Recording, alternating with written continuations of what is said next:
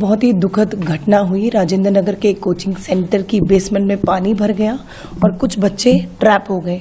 जैसे ही मुझे इस घटनाक्रम का पता लगा, मैं मौके पर पहुंची। वहां पर देखा कि एनडीआरएफ की टीम जो है ऑलरेडी रेस्क्यू ऑपरेशन कर रही थी और ये सबसे दुख की बात है कि 3 बच्चों की मौत हो गई। और अब जैसे ही इस घटना के बाद अब मैंने कमिश्नर एमसीडी को एक लेटर लिखा है, जिसमें आप देख सकते हैं कि हमने 2 निर्देश मैंने दिए हैं।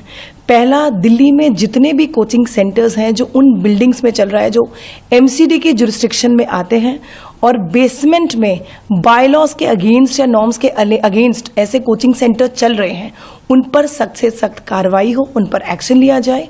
दूसरा, और अगर इस मामले में जो कल राजेंद्र नगर में हुआ कोई भी एमसीडी अधिकारी अगर जिम्मेदार है तो उस पर भी सख्त कार्रवाई की जाए।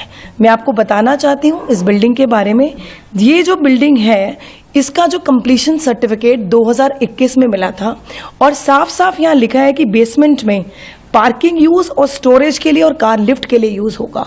तो मैं बताना चाहती हूँ कि अगर इस प्रकार से इलीगल तरीके से या प्रॉपर्टी को मिसयूज कर अगर ऐसे कोचिंग सेंटर्स बेसमेंट में चल रहे हैं तो उन पर कार्रवाई होगी और साथ ही अगर कोई अधिकारी जिम्मेदार होगा उस पर भी सख्त से सख्त कार्रवाई होगी।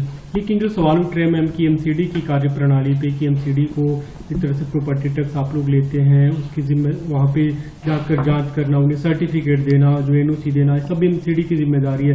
साथ में जो हादसा हुआ, जो पानी वहाँ पे पहुंचा, उसकी भी जिम्मेदारी एमसीडी की बनती है। देखिए, बताया जा रहा था कि बिल्डिंग के आगे से कोई ड्रेन या कोई सीवर जो निकलता है वो एकदम से फट गया। मैं मौके पर पहुंची और वहां देखा कि आसपास की बिल्डिंग में पानी नहीं भरा और कुछ वो सीवर या ड्रेन टूटने से फ्लैश फ्लड की तरह जो है वो जो पानी है सारा बेसमेंट में भर गया और जिसके कारण बेसमेंट में पानी भरने से बच्चे ट्रैप हो गए।